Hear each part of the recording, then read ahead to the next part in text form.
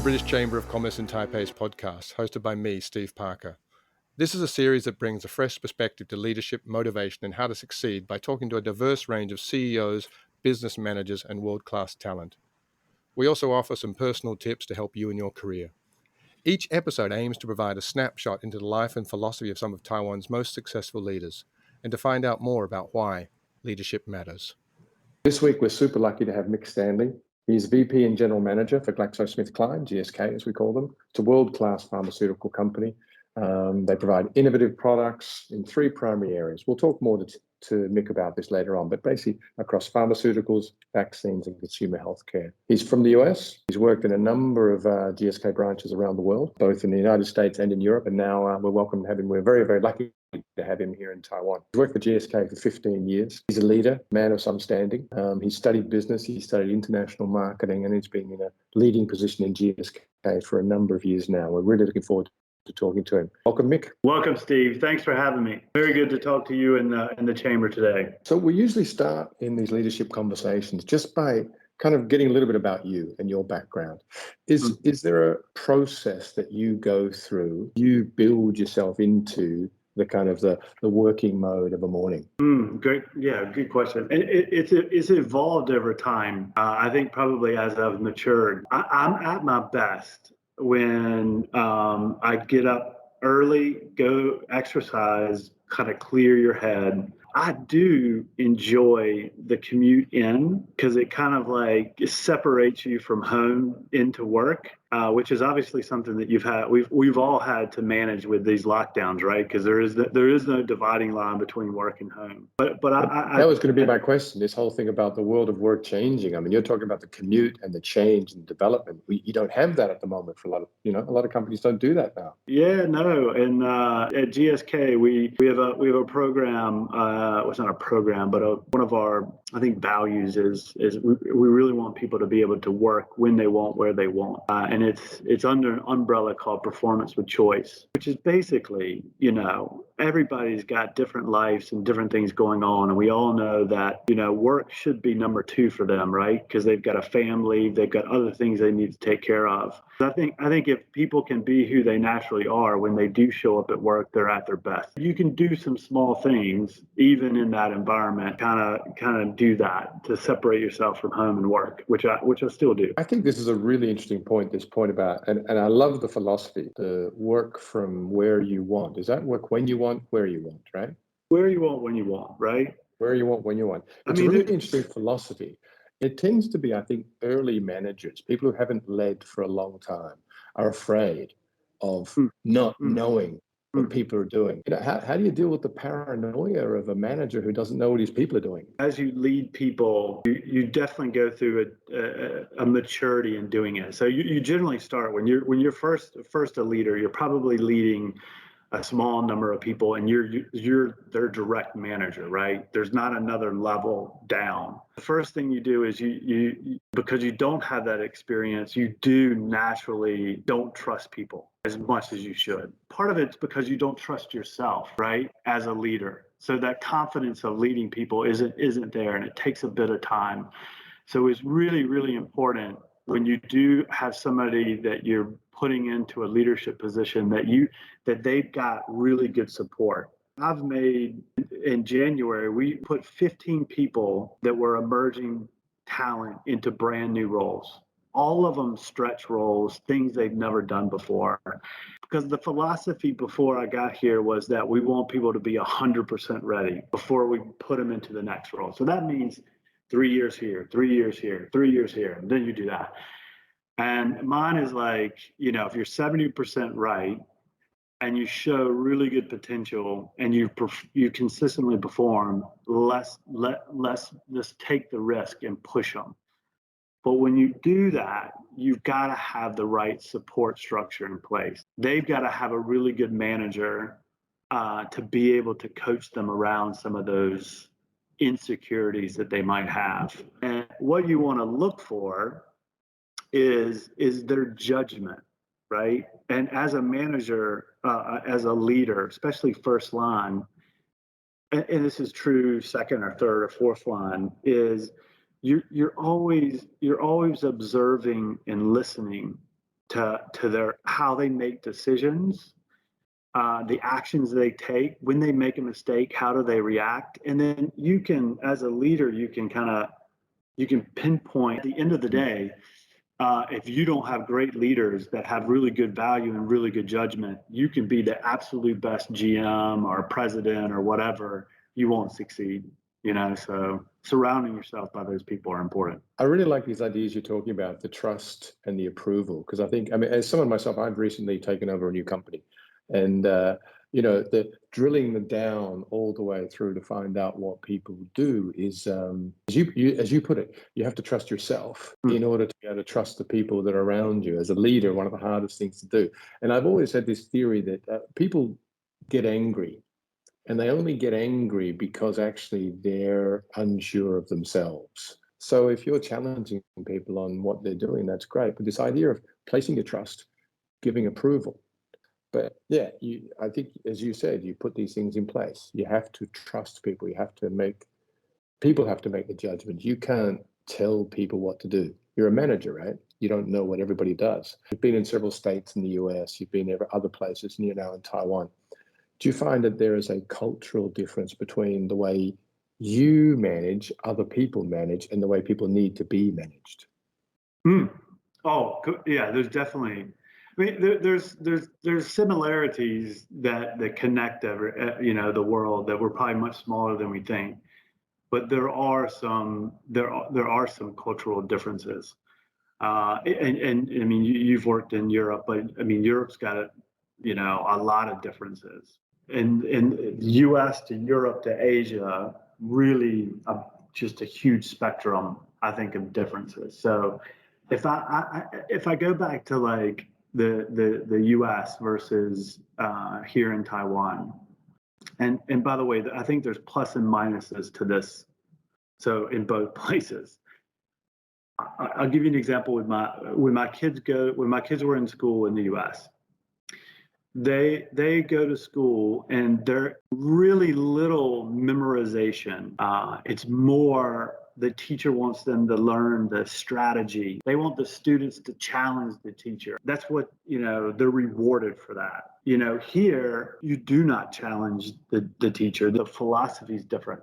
And I think that goes all the way up to when you're an adult. They might not question me if I make a decision here as much as I would get questioned in the US. How does that affect you as a leader? Do you eventually start to just have to feel like you make decisions yourself, or how do you coach people through to work with you? Because leadership goes both ways, right? You have to learn how to work with your leader as much as the leader works with you, right? Especially in the role that I have now, I'm leading leaders, right? So in a situation like that, I really want to lead in the back and not the front. So I purposely, will stay quiet in meetings and just ask questions. Now, there are times where there's nobody that can make the decision but me. So I'm very clear when I need to make that decision, but then I'm very clear about, like, this decision shouldn't be made by me. This is your decision.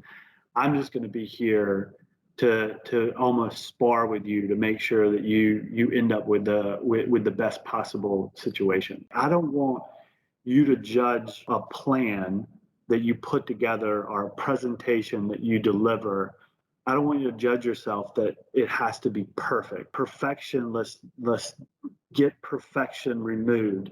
Every opportunity that you get to demonstrate something that you've done is a teachable moment. If you fail, but you learn from it and you keep going, then I want you to feel great about that. I just heard you talk about, which is a philosophy of leadership that a few people have mentioned to me recently. It's this idea of leading by questions, not leading by telling, which I'm a huge fan of, because to be honest, there is no leader in the world who can know everything about a whole business. It's about this trust. You put someone in a position, they have this position, they know what they're doing. The only way to make big decisions is to have those people tell you what you need to know. Completely.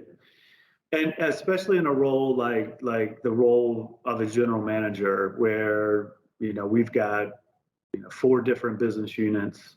I'm a generalist. So I know enough about each of it. But more than anything, it's really, really listening, active listening. A lot of people come to you with like half-formed ideas, and I think this idea of asking the right questions to kind of peel the layers off that onion, how deep do you know? You're saying this project's not going to work. Okay, that's an opinion, right? Your job as a leader is to dig in there and drill in and find out, whether they're actually, is it based on fact? What are the facts? Where's the information come from? So I think, yeah, you've hit on this. I think it's a fascinating form of leadership, which I really subscribe to now. Yeah. And sometimes when you're dealing in ambiguity, right, where there is no right answer, maybe we've never done it before, do all the questioning in the scenario, it's like, okay, guys, what we've got to do is pick one and be okay to fail fast and then learn. And then we do it again. I think a great leader, you're developing leaders that can easily take over. What I'm doing in Taiwan right now is 5 years from now, there's 2 or 3 possible GMs coming from this team. One of the things I think that we all need to do, multinationals that are Western based, is, Asia's the biggest market in the world, probably collectively with Japan and China. How much is our leadership team coming from Asian talent? My success and legacy will come forward with, a pipeline of people that have been developed, that are moving up and moving, across and doing different things. What I'm really seeing now, and I think this is a fantastic opportunity for the next generation of Taiwanese leaders. I've got a bunch of emerging talent that's like, when can I go to global? This is where inclusion and diversity is really important. We're on a journey and we still need to get better on that, is being inclusive to different cultures and different thinking and different ways of showing up. If you're in the UK, or I know in the US, there's a style that they look for, right? They're really articulate and can walk in a room and carry it and be persuasive on stage because they, the English language is just like top notch, right? That's not going to be right off the bat somebody maybe coming from Taiwan, but are they a great leader? Are they smart? Can they really do what the same person on stage that's very articulate? Totally. We just need to be inclusive to that difference and really want that diversity. Because if the best teams I've ever been on have been on ones that are really diverse, when you get a team that you nurture that diversity, you'll get better ideas. I did this course at Wharton, and they were saying one of the issues that one of the biggest consultancy companies in the world that a lot of us use, there's no diversity because they're all from the same wealthy neighborhoods, went to the same boarding school, then went to the same Ivy League school, and they're the exact same. As a British company, as any big multinational, the more inclusive we can be and wanting diversity, it will drive better performance. I think what I'm hearing from you is that you want that difference. You want that difference to change the way you're thinking and to bring new ideas. And you've got to have a team that is willing to be inclusive. And if you get that and they see that by that difference, they'll add this into the team and that will really help us be even better, then you're doing something really good. I think you have to have KPIs, at a company that's pushing that, or it won't naturally happen, I don't think. Is diversity harder to push in a place that is so good at getting together like Taiwan? What's harder about it, I think, is the speed of change because of that cultural, that interpersonal where people really hang out. I think what does work in its favor, what I've found is the Taiwanese, they want to win. They're really competitive, right? They loved seeing 11 gold or 11 medals at the Olympics. I mean, it's a big thing, right?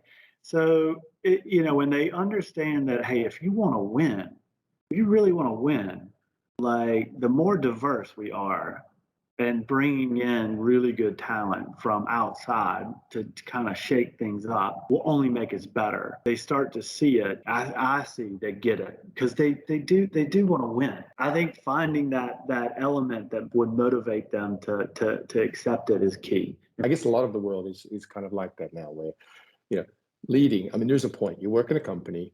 The company's got to be successful. If all of these things are going to make you more successful, then they're much easier to implement. And I think you're talking from both the company's perspective and from a personal perspective, because these are things that are going to make you better as people, as workers, as professionals, as a company. The more that the team trusts you, the more they're accepting of change. So like when I first came on board, and this is a little bit why you probably didn't see me for the first like 3 or 4 months, is we've got close to 300 people. I met with everyone one-on-one. And I came in with 2 questions that we asked everybody: what's working, what's not working, and dug into those. A lot of people said, I've never had a meeting with a GM before. And you come out with people are like, he really listened. And then we made some fundamental changes based on what they said. Now, the way we made the changes is I put together a team of like influencers, change managers, and I said to them, this is what the team said. They said these 4 or 5 things we need to get better with. I'm not going to come up with a solution. I want you to come up with a solution, and you guys make it happen. I'm just going to support it. If we need budget, if we need to do anything, we need to pull in, let me know, and I let the team do it. Then people trusted me. The next thing that you have to do is you've got to be consistent, right? And especially when you've got a team with multiple layers, some people might not see you but twice a year. So if I show up and I'm in a bad mood and I say something wrong, that person is going to feel bad for like the next 6 months thinking about that moment until I get to see them again, right? So then you build that trust, then be consistent, and then be strategic about your communication. Then with that, you can do a lot of change because you've won the hearts and the minds of the folks here. When you do, they go after it, right? I mean, some of the things that I've heard from you, I think are super, super useful as leaders. This idea of trust is incredible. I think you have to trust yourself, trust your people. The other thing about approval, you have to kind of build approval into the process. You've got this idea, you talked a little bit about rewards for behavior. Your approval as a leader, I see as being very important to people as well. You talked a lot about this idea of building the future. I mean, as a leader, you've kind of got to build yourself out of a job. The thing has to remain in play after you're gone. You talked a lot about GSK and what GSK does in diversity and inclusion, but also it feels like it's something very personal for you as well. And I think that that's something that's super important, getting the ideas from multiple different kinds of input, different people giving different input. The world is full of a lot of different people and different ideas. So we need to develop by understanding all of those and making the best decisions we can. And I love this idea of you sitting down with the whole team, 300 people, one by one, and just saying what's working, what's not working, and building this change plan out of that. So I think as a roadmap for a leader, these things are fantastic. And the final one I just wrote down now is this idea of, seeing something through. You've got to be consistent. In terms of GSK and the future for GSK, is there anything that you're able to share with us about what's going to be going on in the kind of near future? We're at a real exciting time.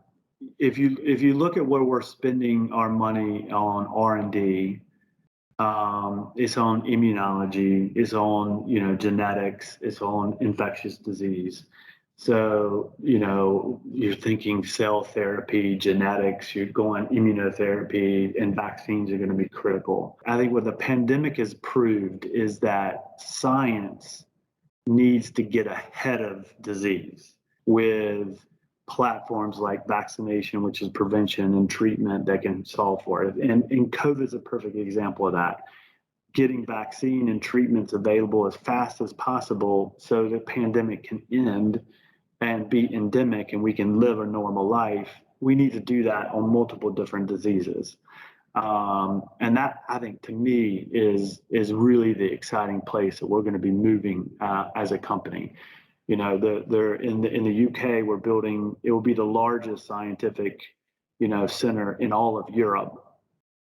And we've got a partnership with 23andMe, which is all, the whole DNA. It's got millions and millions and millions of people in it. So as we're developing new molecules, we can really test early on, is this going to work or not going to work? Are turning this big ship that, we were, our share price was never growing because that we were paying big dividends, is moving to where we want to go growth. At the GM level, out of the 70 GMs that we have, 64 are new in the last 18 months. So from a complete leadership change to really get, GSK performing really well, the R&D focus right, and then the culture will follow that. So I think it's very exciting. I think it's going to be fun.